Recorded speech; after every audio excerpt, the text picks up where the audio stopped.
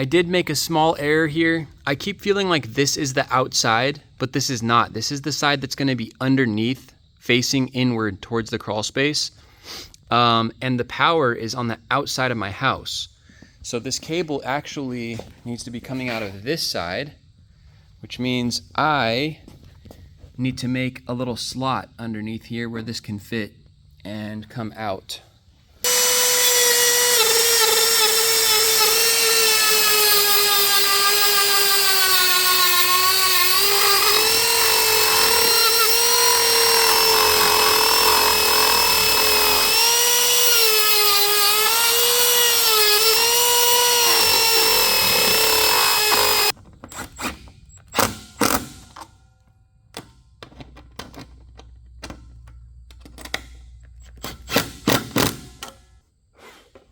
Hell yeah, brother.